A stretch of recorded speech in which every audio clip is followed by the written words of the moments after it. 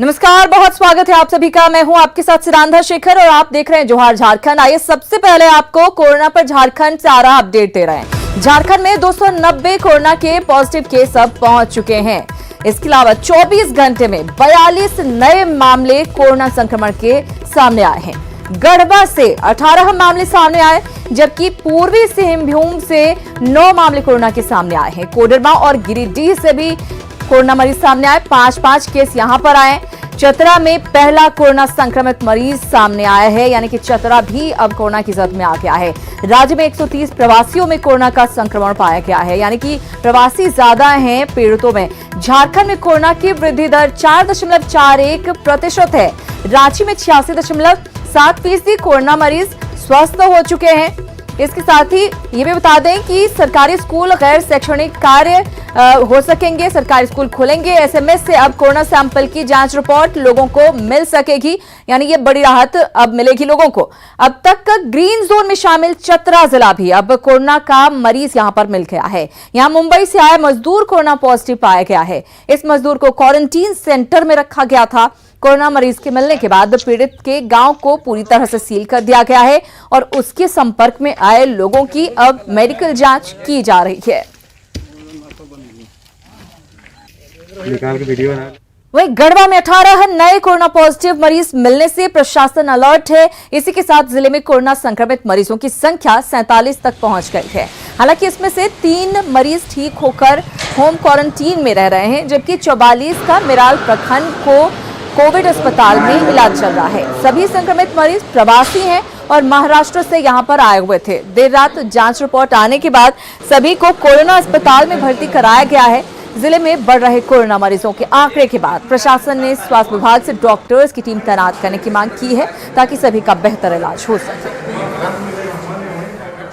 सभी को रात में हम लोग कोविड सेंटर मेराल में एडमिट करवा दिए हैं। सभी का इलाज स्टार्ट हो गया है और पहले के जो मामले थे उसमें 47, उसमें से 3 का नेगेटिव आ गया है, जिसको होम क्वारंटाइन में वो चले गए हैं। सभी का इलाज चल रहा है। हम उम्मीद करते हैं कि आने वाले समय में सभी का नेगेटिव रिपोर्ट आए। महाराष्ट्र से आए हैं। महाराष्ट्र से आकर के जब इनका सैंपलिंग हुआ तो जितने लोगों का सैंपलिंग हो रहा है सभी को हम लोग गवर्नमेंट क्वारंटाइन में हम लोग शिफ्ट कर रहे हैं, ताकि किसी दूसरे को इसका फैलाव से रोका जा सके।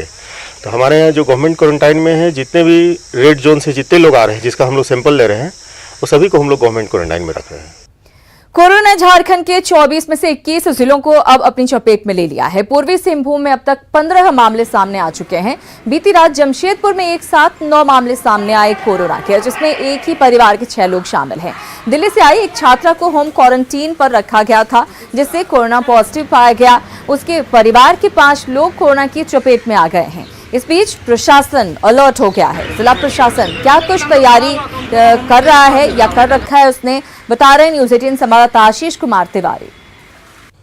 कोरोना वायरस जहां झारखंड में तेजी से अपना पैर पसार रहा है, वहीं कल देर रात जमशेदपुर शहर में कोरोना ब्लास्ट हुआ और एक दिन में 9 मामले सामने आए हैं। आपको बता दूं कि जमशेदपुर शहर में अब तक सबसे बड़ा कोरोना मामला का पॉजिटिव मामला सामने आया है और 9 मामले जो है वो जमशेदपुर शहर के गोविंदपुर से एक ही परिवार के 6 सदस्य कोरोना की चपेट में आए हैं, जिसमें 2 साल के बच्चा भी एक शामिल है। वहीं मानगो का 2 लोग और एक गोलमुरी के, यानी पूरे अब तक मिला कर बताओ तो पूर्वी सिंहभूम में 15 मामले सामने आ चुके हैं। सभी को टीएमएच अस्पताल में भर्ती कराया गया है और इस घटना के बाद कहीं ना कहीं जिला प्रशासन भी हरकत में आ चुका है और लगातार पूरी मॉनिटरिंग जो है वो उपायुक्त रविशंकर शुक्ला जी कर रहे हैं। और तत्काल जो बता दूं कि गोविंदपुर में एक ही परिवार के 6 सदस्य मिले हैं, तो पूरे गोलमुरी और गोविंदपुर क्षेत्र को कई जगहों को सील किया गया है। पूरे इलाके को सैनिटाइज किया जा रहा है। बार बार जिला प्रशासन की ओर से यही अपील की जा रही है कि लोग घरों में रहे और घर में रहकर ही कोरोना से सुरक्षित रह सकते हैं। और आपको वहीं बता दूं कि जमशेदपुर शहर के साथ साथ जो तमाम जो इलाके हैं उनमें जिला प्रशासन की ओर से विशेष निगरानी रखी जा रही है। हालांकि राहत की बात यह है कि जमशेदपुर शहर में जो लोग हैं उनको अभी तक कोरोना के पॉजिटिव मामला सामने नहीं आया। जो अन्य राज्यों से आए हैं वो इन 15 में शामिल है। और वहीं मैं अभी न्यूज़ 18 के माध्यम से भी यही अपील करना चाहता हूं कि लोग कोरोना वायरस से बचने के लिए अपने घर में रहे और कोरोना वायरस से सुरक्षित रहे। न्यूज़ 18 के लिए जमशेदपुर से आशीष कुमार तिवारी। और कोल्हान में दूसरे राज्यों से आने वाले प्रवासियों की रफ्तार तेजी से बढ़ रही है। रोजाना 1 से 1,500 प्रवासी ट्रेन, बस, पैदल और अपने निजी वाहनों से जिले में प्रवेश कर रहे हैं। ऐसे में प्रवासियों की जांच और रजिस्ट्रेशन प्रशासन के लिए बड़ी चुनौती नजर आ रही है। वहीं कैंप में कुव्यवस्था से मजदूर पैदल ही अपने गांव की तरफ रुख कर रहे हैं, भाग रहे हैं। आपको बता दें कि जिला प्रशासन के पास 60 बसें हैं, जिनके जरिए ट्रेन से आ रहे लोगों को पहुंचाया जा रहा है। सोशल डिस्टेंसिंग का पालन करने से भी बसों में कम लोग जा रहे हैं, जिससे प्रशासन और प्रवासी दोनों की परेशानी बढ़ गई है। बच्चे का वो हो गया है, उसके बाद हम लोग को ऐसे रिपोर्ट नहीं आया है, इसीलिए हम लोग को रोका है। तो उसके बाद हम लोग को खाना वाना कुछ नहीं अच्छा से नहीं खिला रहा है। कल से 24 घंटा में एक ही बार खाना खाए हैं अभी तक में। अभी सुबह से एक भी खाना नहीं खाए हैं। धनबाद से हम लोग को बस से यहाँ तक लाया गया, और यहाँ से चेकअप कराया और बोला कि सुबह तक बस दे देंगे, और बस भी नहीं दिया। कोरोना महामारी के बीच लौट रहे प्रवासियों की परेशानी घर पहुंचकर भी कम नहीं हो रही है। मजदूर किसी तरह अपने राज्य तो लौट आ रहे हैं, पर घर पहुंचने तक उनकी हिम्मत जवाब दे देती है। वहीं उन्हें कोई सुविधा नहीं मिल रही। ऐसे में सरकार के मजदूरों को सुरक्षित घर पहुंचाने के दावों पर विपक्ष आक्रामक है।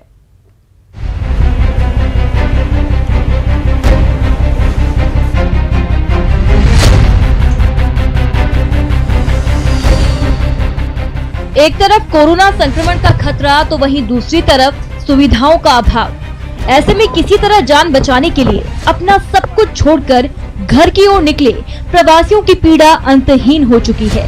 प्रवासियों के पास न पैसा है और न ही सरकार की सुविधा, जिसके बल पर वो घर पहुंच सकें। परेशानी यही है, जो हम लोग चेन्नई से बस करके आए हैं, किराया देके यहाँ आने के बाद बोल रहा है कोई सुविधा नहीं है। यहाँ से घर जाने के लिए हम लोग कैसे जाएंगे घर? संजीव की तरह हजारों मजदूर इन दिनों इसी तरह परेशानी से गुजर रहे हैं। राजधानी के कांटा टोली बस स्टैंड में ऐसे सैकड़ों मजदूर हैं जो फंसे हैं। पैसे के अभाव में अपने ही राज्य में प्रवासी बनने को मजबूर हैं। इधर प्रवासियों की परेशानी को देखते हुए विपक्ष हमलावर है। राज्य से बाहर हैं, उनको झारखंड में लाने की जो मंशा होनी चाहिए थी, वो मंशा उनके सामने नहीं है। कुल मिलाकर हम कह सकते हैं कि झारखंड की सरकार चरमराई हुई है, डगमगाई हुई है और शून्यता की ओर बढ़ रही है। लेकिन सरकार बार बार इस बात को ऐलान कर रही है कि जो जहां है वहीं रहे, सारे लोग को हम लाएंगे। इस पर भी वो लोग नहीं समझ पा रहे हैं, इसलिए वो अपना पैसा लगाकर ट्रैक से इधर उधर से आ रहे हैं, पैदल भी आ रहे हैं, साइकिल से आ रहे हैं। अब तक राज्य में 1 लाख से अधिक प्रवासी जैसे तैसे घर पहुंचे हैं, मगर अभी भी करीब 6 लाख लोगों का आना बाकी है। ऐसे में घर तक लोगों को पहुंचाने के भले ही प्रशासनिक दावे किए जा रहे हों, मगर जमीनी हकीकत कुछ और ही है। भुवन किशोर झा, न्यूज़ 18, रांची। तो सरकार के दावों की पोल खुलती यहां पर नजर आ रही है। इधर घाटशिला के बहरागोड़ा प्रखंड में प्रवासी मजदूरों के लिए बनाए गए क्वारंटीन सेंटर पर गंदगी का अंबार लगा है। ग्रामीणों का आरोप है कि स्वास्थ्य विभाग की सफाई को लेकर गंभीर नहीं है। जायजा लिया न्यूज़ 18 संवाददाता प्रभंजन कुमार ने। बहरागोड़ा बस स्टैंड में आप देख सकते हैं कि यहाँ पर गंदगी का अंबार है। यहाँ पर जो प्रवासी मजदूरों का जो सेंटर होम बनाया गया है, जहाँ से यहाँ इस बस स्टैंड से विभिन्न जिला में यहाँ के जो प्रवासी मजदूर यहाँ पर ठहरे हुए हैं उन्हें भेजने का काम किया जाएगा।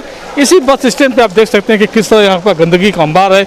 यहाँ पर सफाई यहाँ पर होनी चाहिए, वो सफाई नहीं हो रही है। स्वास्थ्य विभाग को यहाँ पर इस जगह को सैनिटाइजिंग करना चाहिए। यहाँ पर जो प्रवासी मजदूर यहाँ पर जो ठहरे हुए हैं उन्हें इस तरह के देखा जाए तो किसी तरह की कोई व्यवस्था नहीं है। पूरी तरह प्रशासनिक लापरवाही अगर हम कहेंगे तो यहाँ पर देखने को मिलती है। ना ही सोशल डिस्टेंसिंग है, ना ही किसी तरह की यहाँ पर प्रवासी मजदूरों की खाने पीने की प्रशासन जो व्यवस्था होनी चाहिए वो यहाँ पर देखने को नहीं मिल रही है। कोरोना को बचाने के लिए सब व्यवस्था है, लेकिन यहाँ का साफ सफाई का जो व्यवस्था है यहाँ पर तो कोरोना और ज़्यादा हो जाएगा आदमी लोग को। सब आदमी कहाँ से रेड जोन से भी आ रहे हैं, कहीं से भी आ रहे हैं, यहाँ एकत्रित हो रहे हैं, फिर यहाँ खाना पीना कर रहे हैं। लेकिन यहाँ पर जो गंदगी है, यहाँ पर साफ सफाई की कोई व्यवस्था है नहीं। तो इस बस स्टैंड में इस पूरी तरह से गंदगी के साथ साथ में लापरवाही भी देखने को मिल रही है।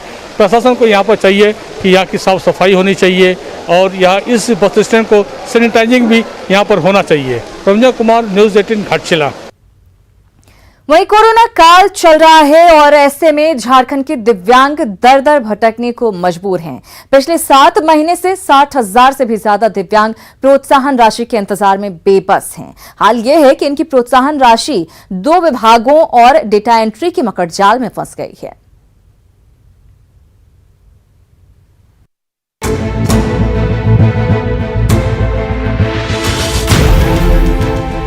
अपने लंगड़ाते पैरों से दिव्यांगता का सर्टिफिकेट लिए पूर्व मुख्यमंत्री बाबूलाल के आवास पहुंचने से पहले अनिल और ज्ञानू डीसी के पास जाकर उनकी प्रोत्साहन राशि निर्गत करने की गुहार लगा चुके हैं, लेकिन कुछ बात बनी नहीं।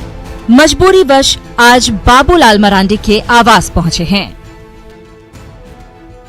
ऐसा तो सर देखा जाए तो किसी के 6 महीना, 8 महीना, 9 महीना, किसी का साल भर से पेंशन नहीं आ पा रहा। ना हम लोग का काम है, ना नौकरी है, ना जुगाड़ है, तो हम लोग क्या कर सकते सर। हम लोग जो भी आश्रय रहते हैं, वृद्धा पेंशन के आश्रय रहते हैं, हम लोग काम भी उतना नहीं कर पाते, दूसरे यहाँ जाते कितना। दरअसल झारखंड में बड़ी संख्या में दिव्यांग जनों को हर महीने मिलने वाली प्रोत्साहन राशि झारखंड में 2 विभागों या यूं कह लें कि 2 कोषांगों के बीच फंसी है। राज्य के निःशक्तता आयुक्त की माने तो राज्य में 25,000 दिव्यांग जनों की प्रोत्साहन राशि इस वजह से रुकी है क्योंकि इनका डेटा ट्रांसफर नहीं हुआ है। बैंक अकाउंट मिसमैच, आधार जैसी कई वजहों से इसमें परेशानी आई है। हालांकि इसे जल्द जारी करने के निर्देश दिए गए हैं। हाँ, हमने आदेश कर दिया, 1 माह पूर्व ही हमने आदेश दिया है कि हर दिव्यांग को चिन्हित करके जिनको नहीं मिल रहा है उनको राशि देने की कोशिश करें। खास करके वैसे दिव्यांग लाभुक जिनको पहले से प्राप्त हो रहा था, कतिपय कारणवश उनका पेंशन योजना में या प्रोत्साहन भत्ता की राशि रुक गया है, उसको जारी करें और चालू करें। हालांकि उनकी समस्या बीजेपी के शासन के समय से ही है, लेकिन अब बीजेपी नेता बाबूलाल मरांडी सरकार से इन दिव्यांगों की राशि शीघ्र निर्गत करने की मांग कर रहे हैं। मैं कहूँगा कि सरकार को खास करके अभी जो कोरोना का काल था, विधवा है, वृद्ध है, दिव्यांग है और जो सबसे गरीब है, तो ऐसे सारे लोगों को एक बार में सरकार को देखनी चाहिए थी। भाई जो सबसे अधिक ज़रूरतमंद लोग हैं, जो कहीं कुछ कर नहीं सकता है, कोई उनके लिए कमाने वाला नहीं है।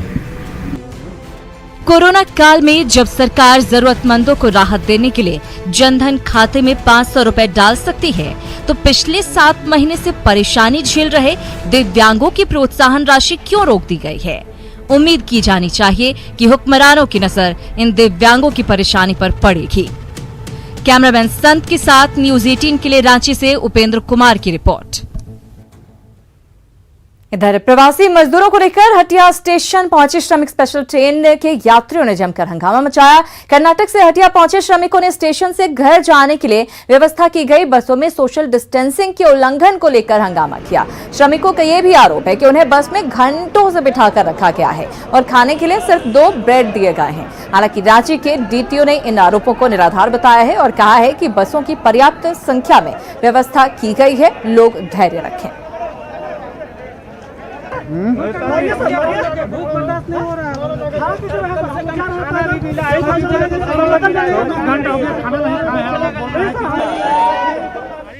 45 पूरी सीटर फुल है, फिर भी खड़ा करा के रखे कि और आएगी बस, ट्रेन आएगी तो उसके बाद हम लोग और इसमें देंगे। कैसे कहेंगे? तो भीड़ हो जाएगा। हाँ, तो भीड़ पूरा हो जाएगा। तो 7 बजे से खड़े हैं, बोले कि आएगी गाड़ी तब आपको छोड़ेंगे।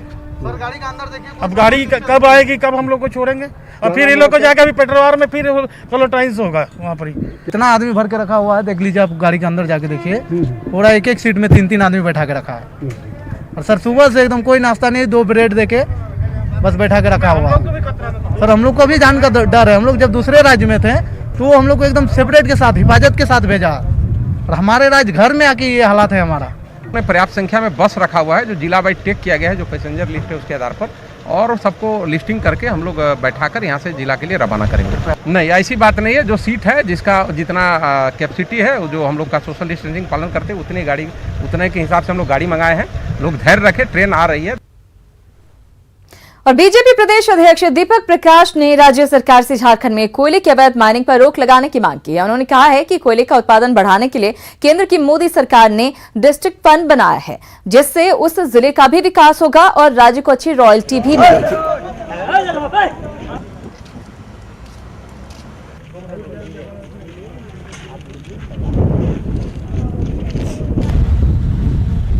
कह सकते हैं कि राज्य की सरकार को सबसे बड़ी पहल ये करनी चाहिए कि जिस प्रकार से इलीगल माइनिंग हो रहा है पूरे प्रदेश में, खास करके धनबाद में, बोकारो में, हजारीबाग में, गिरिडीह में ऐसे कोयले का इलीगल माइनिंग हो रहा है और लॉकडाउन होने के बाद तो ज़्यादा। इसलिए सरकार को सब पहले अंकुश लगाना चाहिए कि इलीगल माइनिंग पर अंकुश लगे और जिससे क्या होगा कि लोगों के राज्य को रॉयल्टी मिलने में ज़्यादा से ज़्यादा लाभ।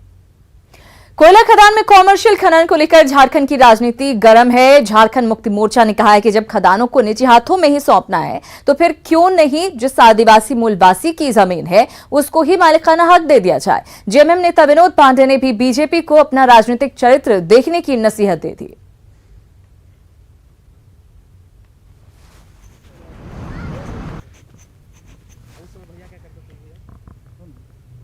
खदान का मालिक होगा तो कहां से राजस्व की कमी होगी, कहां से सरकार को राजस्व नहीं मिलेगा।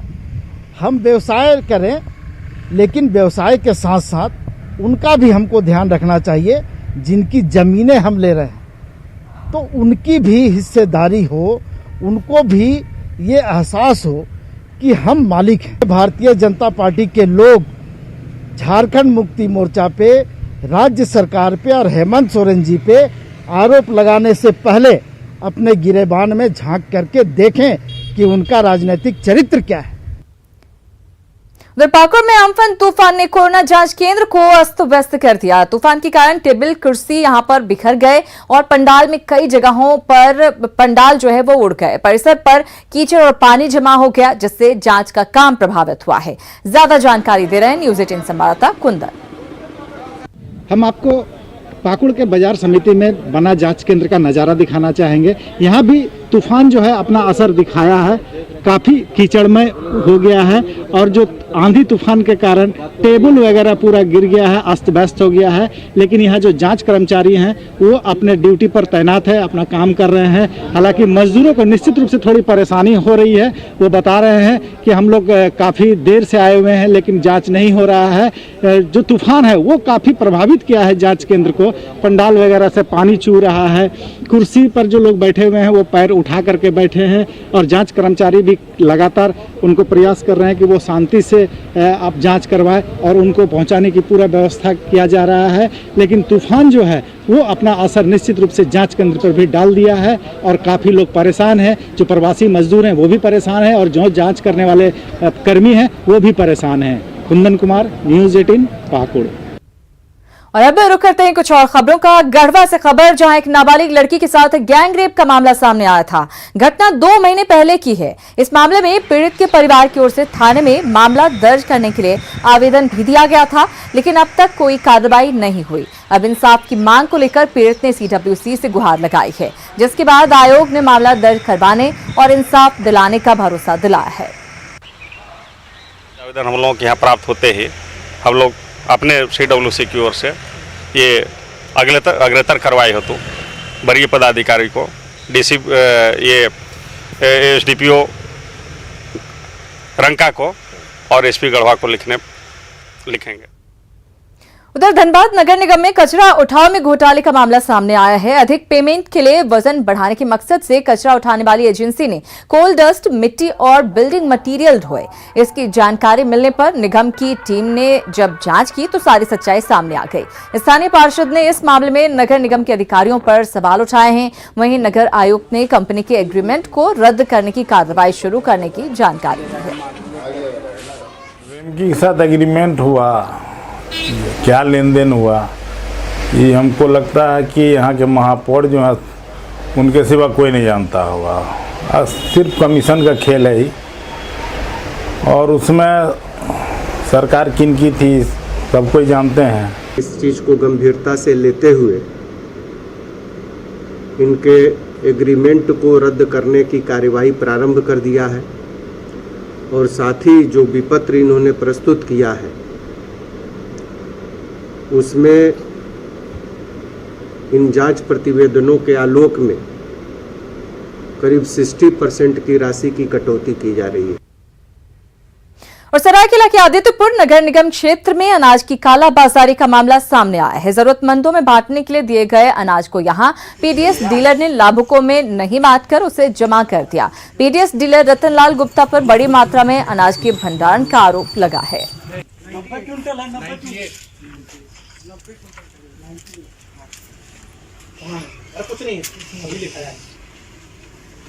ऐसी परिस्थिति में कोई डीलर आम गरीबों का राशन, वो भी बहुत ही बल्क मात्रा में, 49 क्विंटल अनाज बहुत होता है, इससे कम से कम 500 परिवार लाभान्वित होते। सारा अनाज ब्लैक मार्केट में बेचने के लिए, जबकि पूरी तरह से लॉकडाउन है।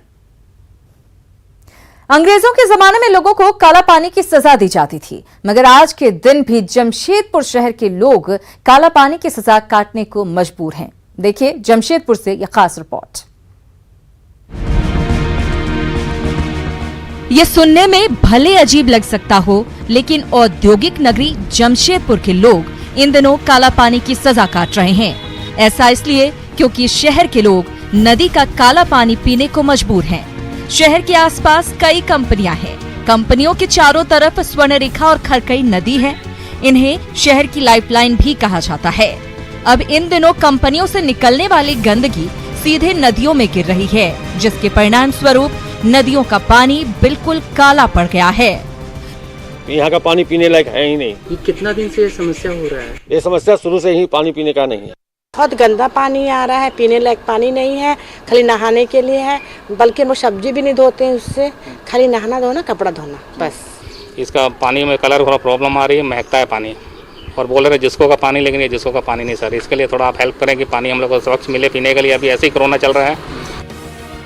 इधर स्वर्णरेखा नदी में प्रवाहित हो रहे काले पानी की वजह से मोहरदा जलापूर्ति योजना को बंद करना पड़ा। नदी के पानी में इतनी गंदगी है कि उसे पीने लायक बनाना असंभव है।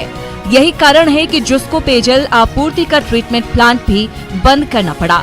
अब लोग गंदे पानी को ही पीने के लिए मजबूर हैं।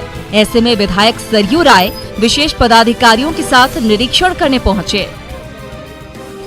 वो पानी किसी रूप से बाहर नहीं आना चाहिए, नाले में नहीं आना चाहिए। आप उसका इंतजाम अपने ही परिसर में करिए, वहाँ उसको फिल्टर करिए, साफ करिए, और उसका इस्तेमाल फिर से अपने फैक्ट्री में धोने के लिए, पहुँचने के लिए जो करते हैं आप उसको करिए। हालांकि गंदे पानी को लेकर चिंता इसलिए भी बढ़ गई है क्योंकि लोग इसका सेवन कर रहे हैं। गंदे पानी के सेवन से उन्हें कई बीमारियां हो सकती हैं। अब ऐसे में जहां लोग कोरोना महामारी से लड़ रहे हैं, वहां अन्य बीमारियां भी दस्तक दें, इससे पहले कोई रास्ता जरूर निकाला जाना चाहिए। न्यूज़ 18 के लिए जमशेदपुर से आशीष कुमार तिवारी की रिपोर्ट। और इसी के साथ जोहार झारखंड में फिलहाल इतना ही, लेकिन न्यूज़ 18 बिहार झारखंड पर खबरों का सिलसिला लगातार जारी है।